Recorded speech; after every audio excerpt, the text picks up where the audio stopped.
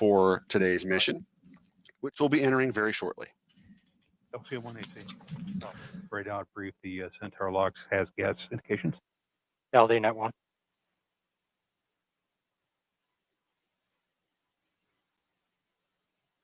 LD net 1. LD on 1. MD net 1. MD's on 1. Proceed AC. Okay, the team reviewed the ARB that was held to discuss this issue. We did today, again, violate the 4% of the TRD. However, the ARB did give justification for up to 8% of O2, 2% H2. We are within those limits, and we recommend proceeding. LC concurs. LD. LD concurs. MD. MD concurs.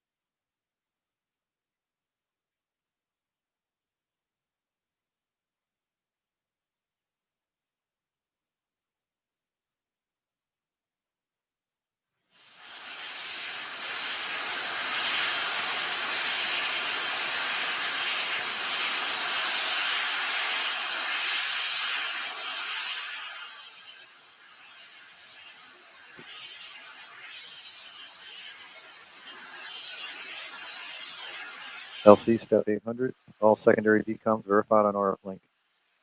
Roger. T-minus 6 minutes.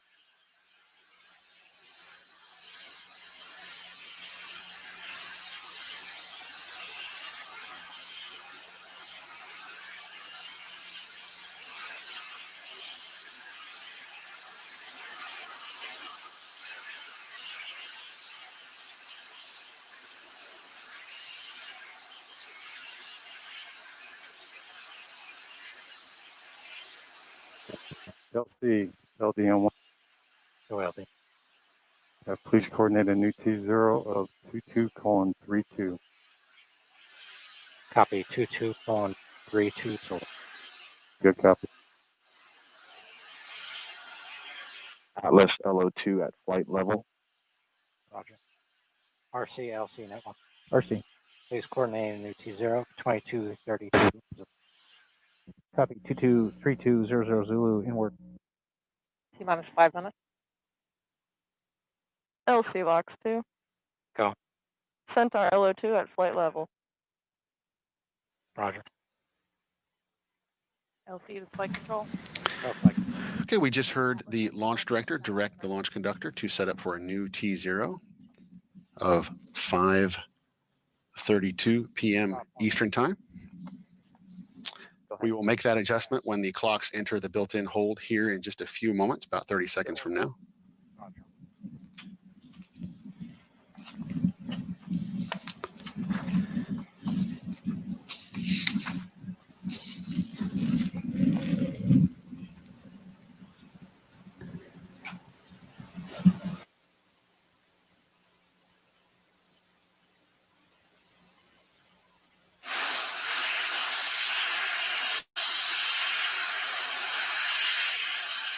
T-minus 4 minutes and holding. This is a programmed 15-minute hold. LC switch to not ready. ALC, please separate new T0 of 22:32 Zulu. Roger. And the team has now entered that final built-in hold. Everything will be extended. The ALC will be assistant launch conductor will be setting the clocks for the new T0 as directed by the leadership team.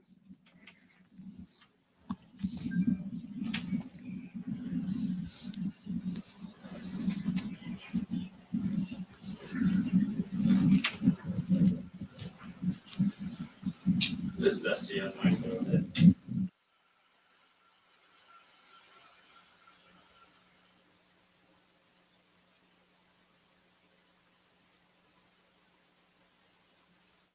LC, ALC. Go. Countdown clock has been set for a new T0 of 22:32 Zulu. Roger. LCRC 1. Go RC. Range is approved 2230 Zulu T0. That was 2232. That's a good copy. Fire team, clocks are set. We have an approved T0 of 2232 Zulu. Currently approaching L minus 17. And as you just heard, Launch Conductor Scott Barney verifying the team is now realigned to the new T0 of 22:32 Zulu time, which equates to 5:32 p.m. Eastern time. That puts us at just over 17 minutes prior to liftoff. The next major milestone will be the terminal count status check, and that'll be occurring in about 10 minutes.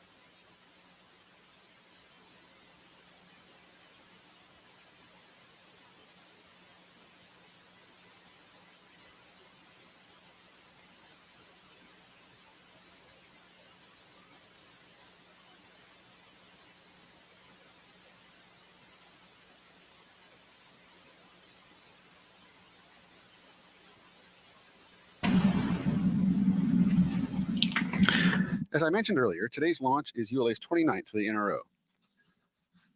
Let's take a look at the huge role the NRO plays in the security of our country. T-minus 3, 2, 1, 0. Ignition.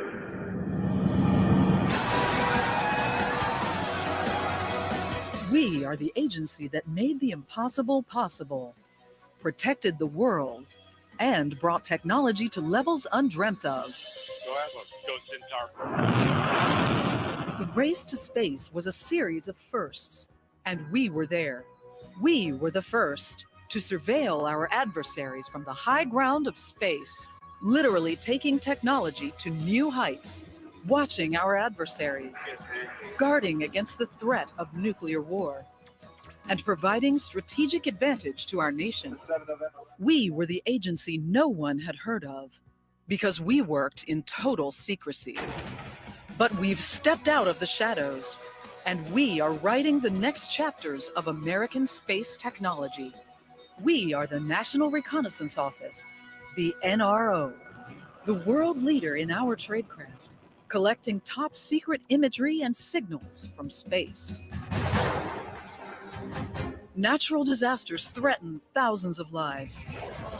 Conflicts displace millions, and adversaries mount threats. We give advance warning, aid in the aftermath, protect our citizens, and safeguard the world. We are the only agency that develops these tools, partnering with the intelligence community, the military, and the best of private industry to drive innovation. We are the leader in space intelligence systems, the NRO.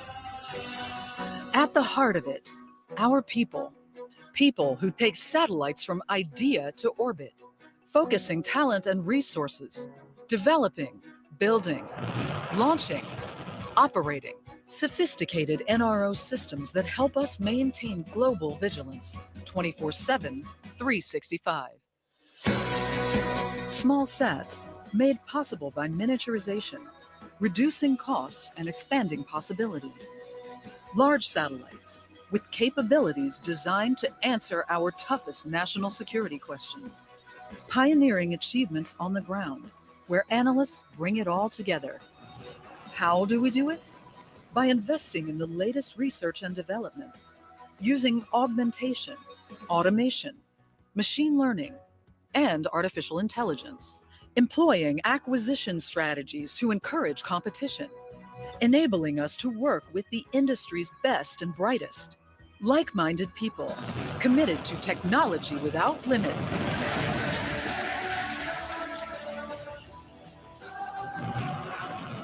This is where careers rise to heights unimagined, where you can take your eyes and ears into space. We deliver, under budget and on schedule, meeting and exceeding expectations, to answer questions yet unasked. We develop new technologies every day and put them to use in record time in the high ground of space. No one can match us. The National Reconnaissance Office, the world leader in intelligence gathering. We are the NRO.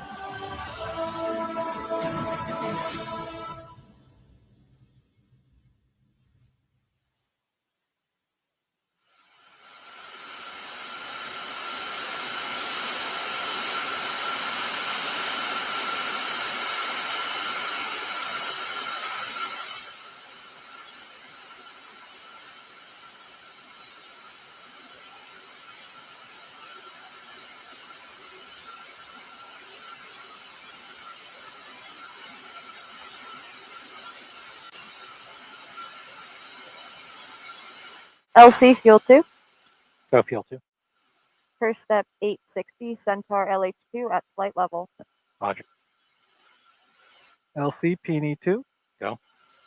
Step 760, Centaur LH2 FVV cycle tests are complete. Roger.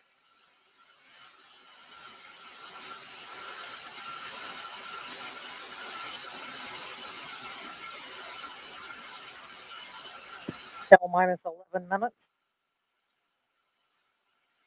All right, team, this is LC on net 1. We are complete to operations for Operation 50, picking up in Operation 60 and working for the phone.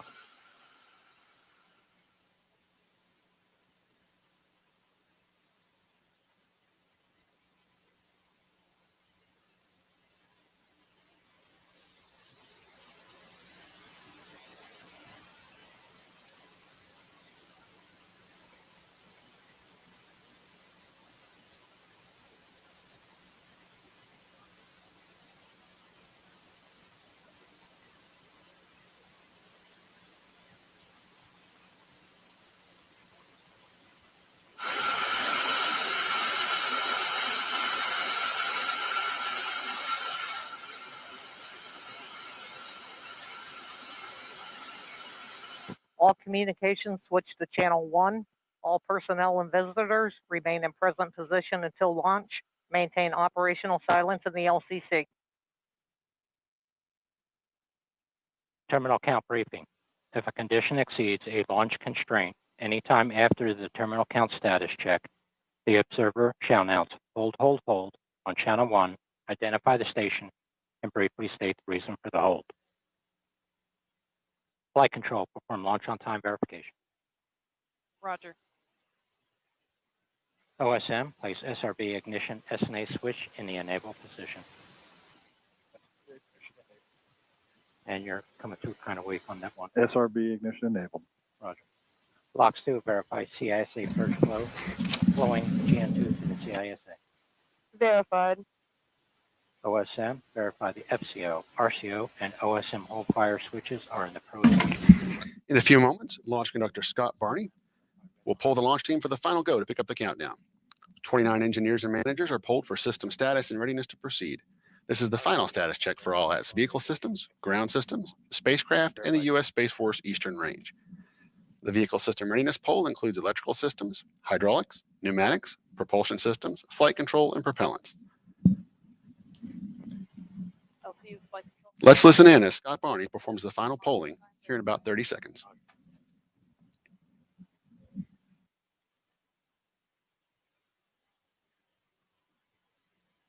LC switch to the ready position.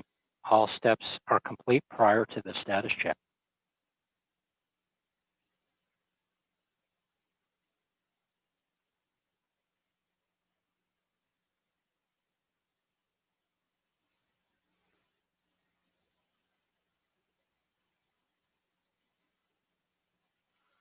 Till minus 8 minutes.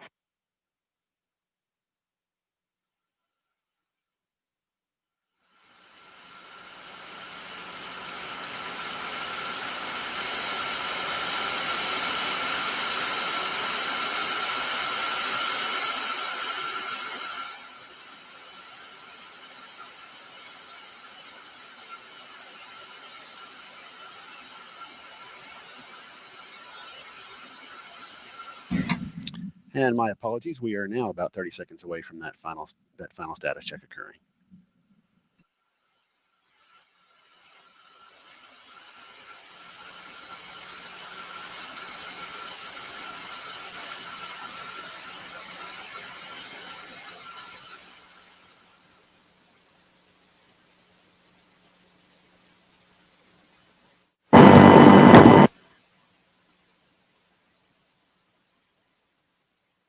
Status check to proceed with terminal count. Respond go, no go. Atlas Systems, propulsion.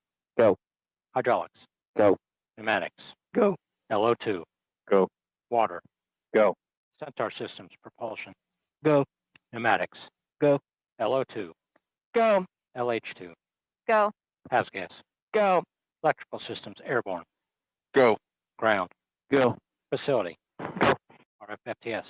Go. Flight control. Go. GCQ. Go. GCQ. Go. GCQ net 1. Go. Roger. Operation support. Go. Com. Go. Umbilicals. Go. ECS. Go. Red line monitor. Go. Quality. Go. Op safety manager. Go. ULA safety officer. Go. Vehicle system engineer. Go. Anomaly chief. Go. Range coordinator. Clear to proceed. Launch director. Launch vehicle is ready to launch. Mission director. You have permission to launch. Proceeding with the count. ALC. Verify T0 is set for 22:32 delivery. Verified.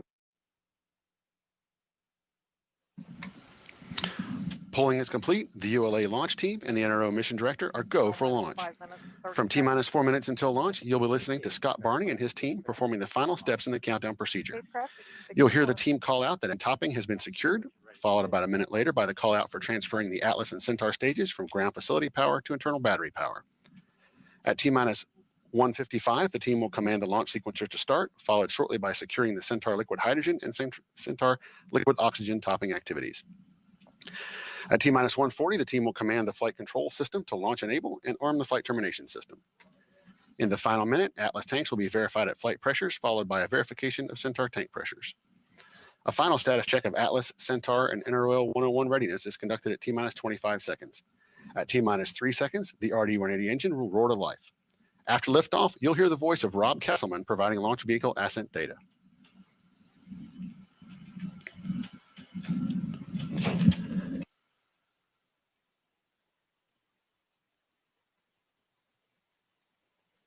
Copy.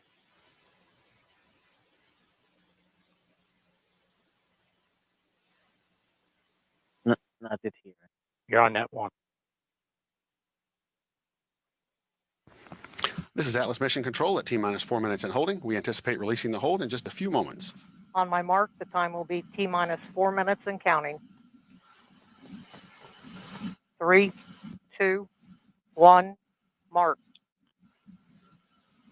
The countdown clock has resumed, and we are go for launch at 5:32 p.m. Eastern Ground Time. gyros enabled.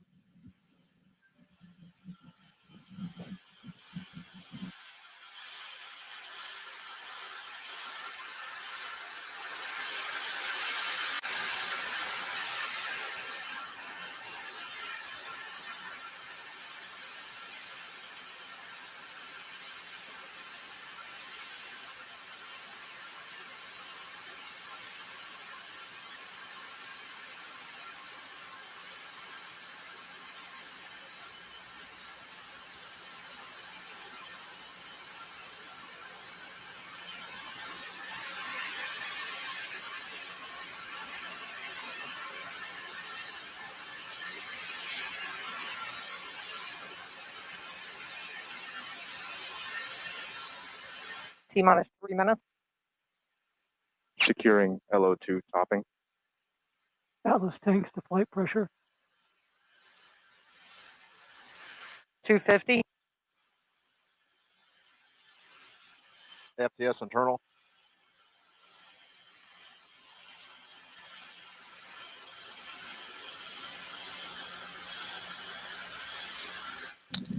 The Atlas tanks are now pressurizing for flight, and the flight termination system is on internal power.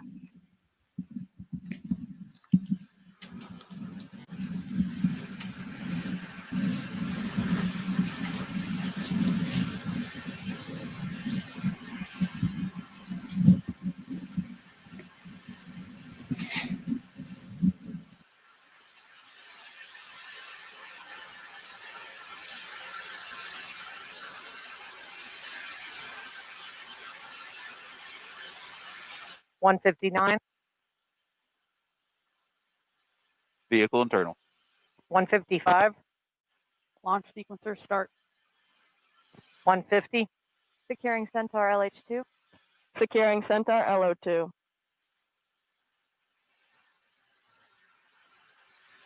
140, Launch enabled. 137,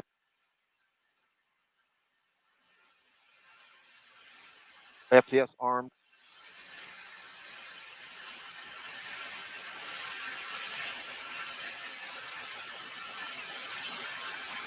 120, OCU's armed.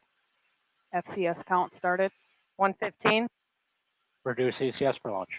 Roger. 110, Vent valve locked.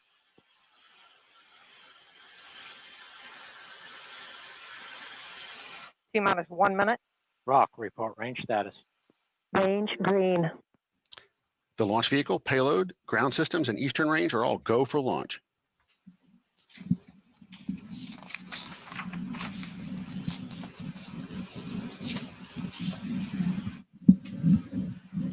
T-minus 40 seconds. Stable at step 3.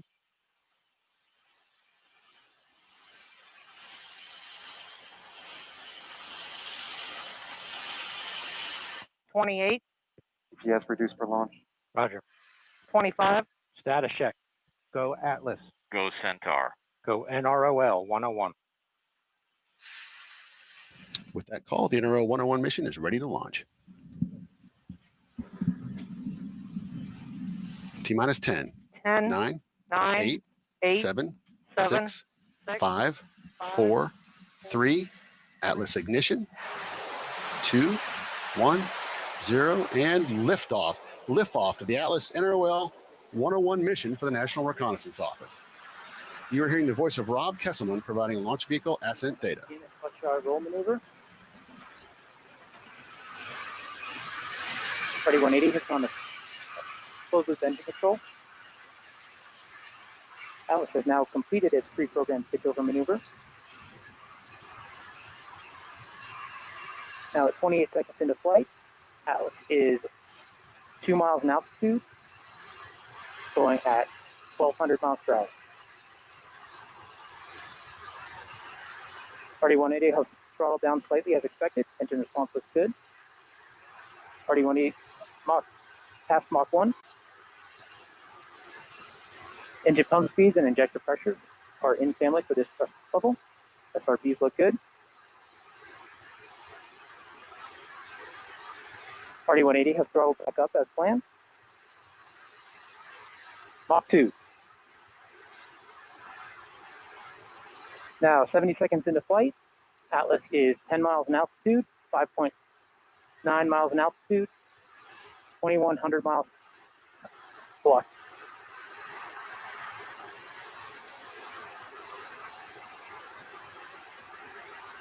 Atlas has passed Mach 3.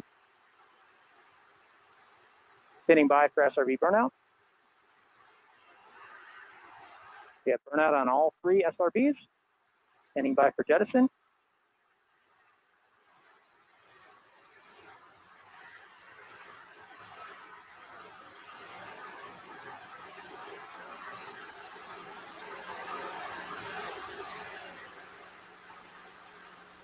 The RD-180 is now throttling down slightly, and we have jettison on all 3 SRBs.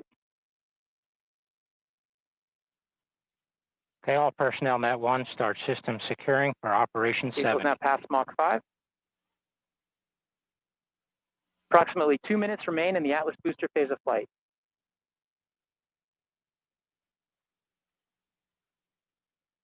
This time, booster tank pressures look good. And booster battery voltages remain in their expected range.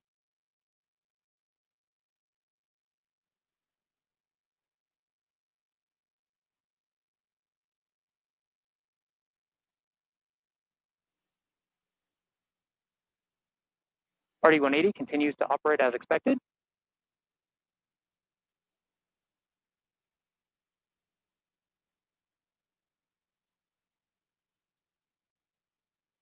Centaur reaction control system is now pressurizing to flight level.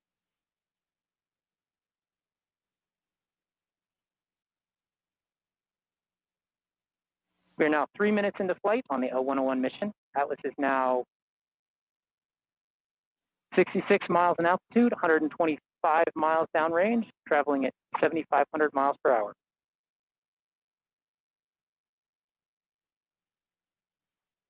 We're now throttling down in preparation for payload fairing jettison.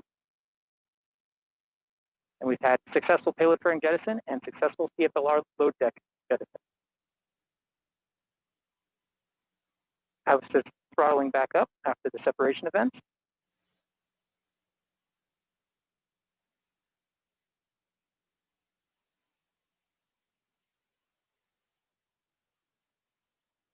Atlas has reached a 4.6 deceleration limit.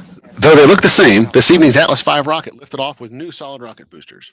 Program leads Jamie Umshed and Samantha Suarez recently sat down to discuss the new SRBs. Let's take a look. Hi, I'm Jamie Umshed. I am the Vehicle Systems Engineer for Vulcan Centaur program at United Launch Alliance. Prior to this role, I was the integration lead for the GEM 63 program.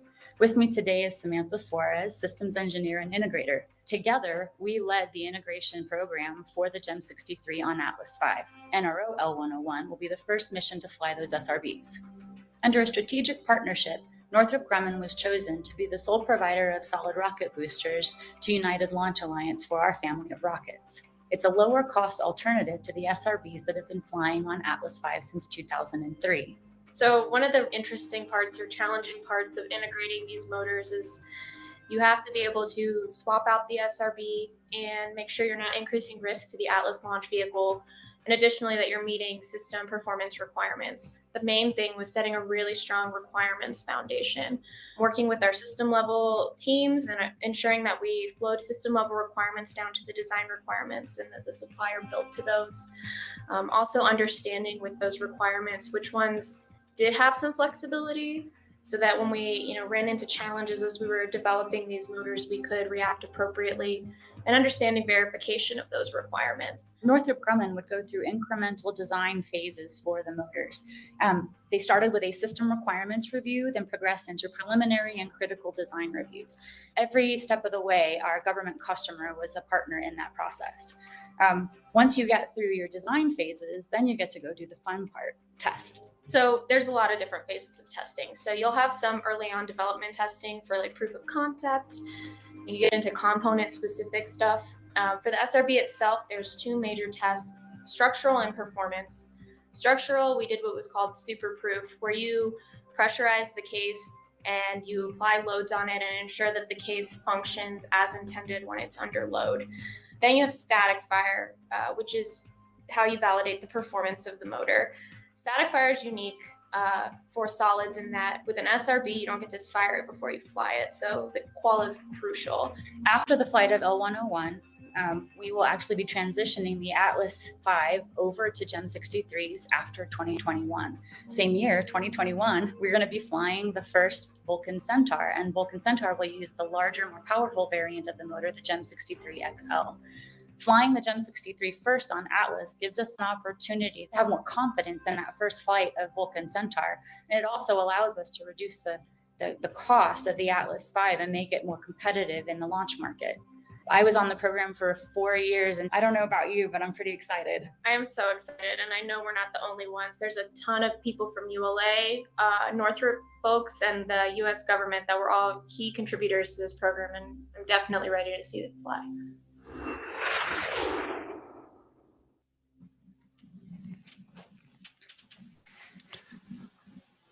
My thanks to Rob Kesselman for his participation in today's broadcast.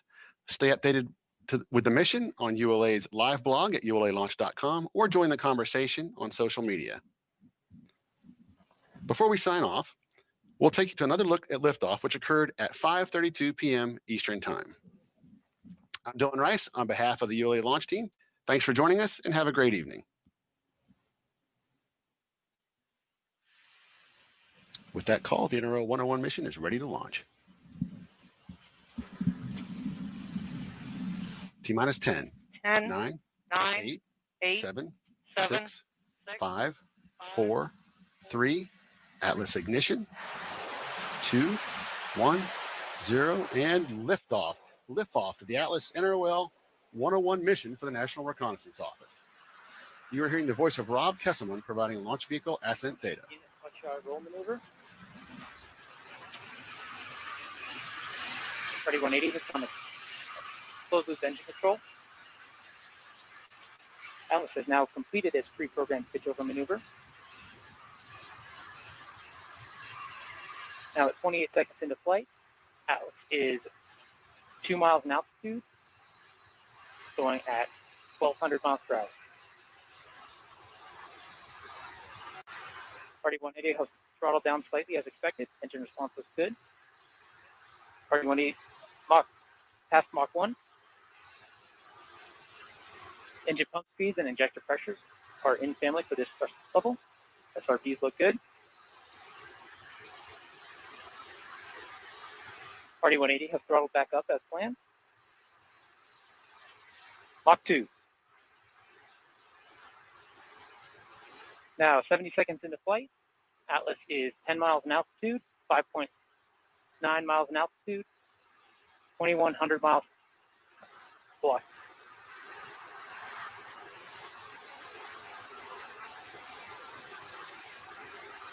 Atlas has passed Mach 3.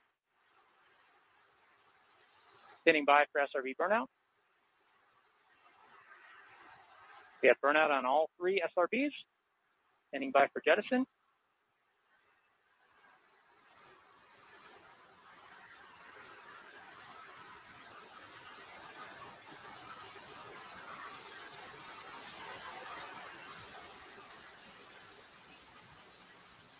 The RE-180 is now throttling down slightly, and we have jettison on all 3 SRBs.